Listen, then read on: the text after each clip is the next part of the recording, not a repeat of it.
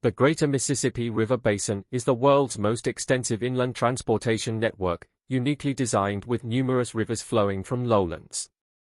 This design allows waterways to flow seamlessly across vast distances, supplying water to agricultural fields and factories before ultimately flowing into the sea.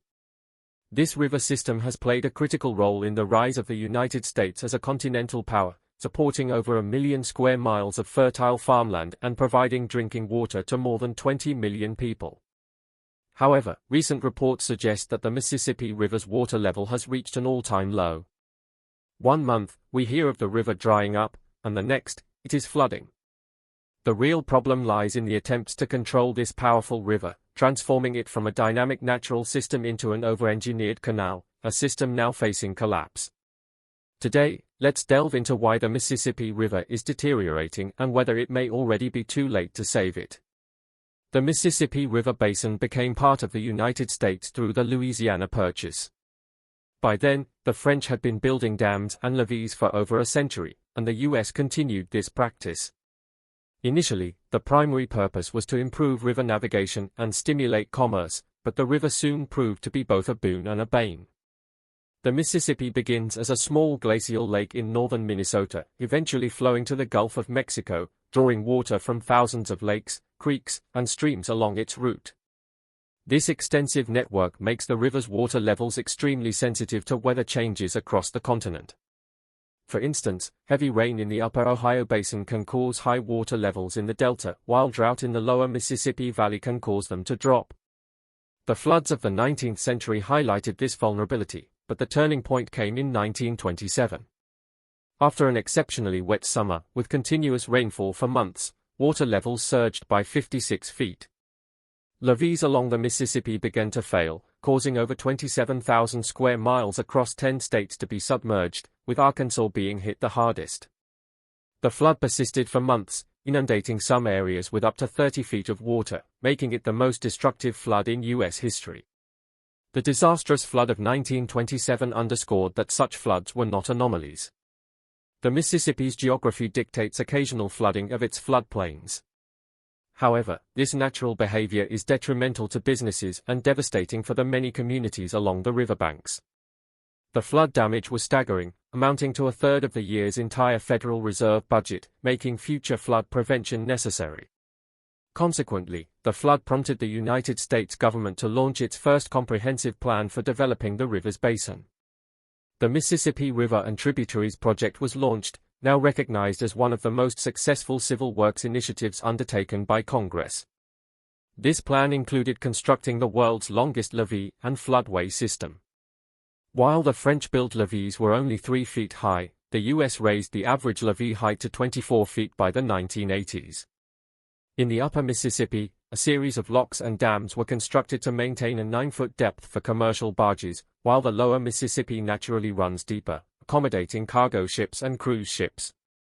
Between 1927 and 2015, the project received nearly $4.8 billion in investment, yielding an estimated $639 billion in returns.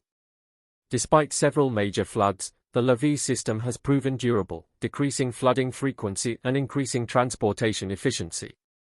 However, the project's success has come at a cost. For thousands of years, the Mississippi River served as a vibrant habitat for countless birds and fish. Within just a few decades of damming and channeling, it was transformed into a massive barge canal, now relatively void of life. The natural floodplain ecosystems have been drained and isolated from the river. Surprisingly, the river's basin accounts for an impressive 92% of all U.S. agricultural exports, making it the leading producer of corn, grain, and soybeans, with most goods transported by the river. The river system was essential to the nation's growth during the Industrial Revolution and remains vital today, functioning as a superhighway that provides a much cheaper alternative to land transport. The extensive efforts to control the river's flow are an engineering marvel and an economic success. Still, this control has also had negative environmental effects and presents ongoing challenges. A river represents everything it gathers along its course, and the Greater Mississippi River Basin, one of the world's most productive farmlands, exemplifies this. Farmers in the region use chemical fertilizers containing nitrogen and phosphorus, essential for growing soybeans and corn. However, these nutrients often inadvertently flow into the river as pollutants. Roughly 40% of the Mississippi watershed is now polluted, making swimming and fishing unsafe. These pollutants flow into the Gulf of Mexico, causing rapid algae overgrowth.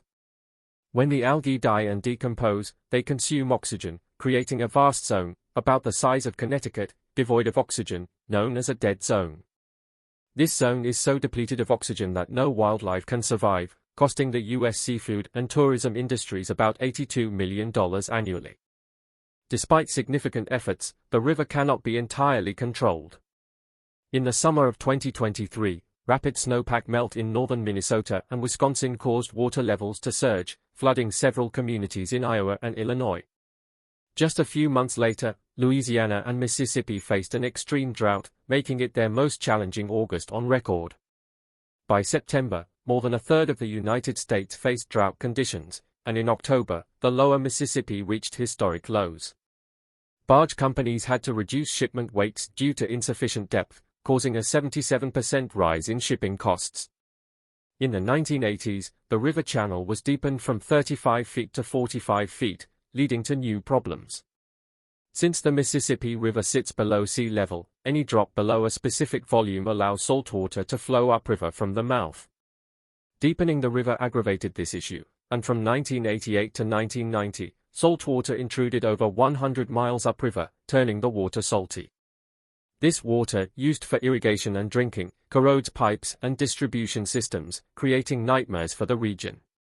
Despite these challenges, the river was further deepened to 50 feet in 2022, primarily to enhance access to the port of New Orleans, one of the nation's busiest ports, offering both benefits and drawbacks. Today, the Mississippi and its tributaries face a complex array of challenges as a once dynamic natural system transformed dramatically from what it was centuries ago.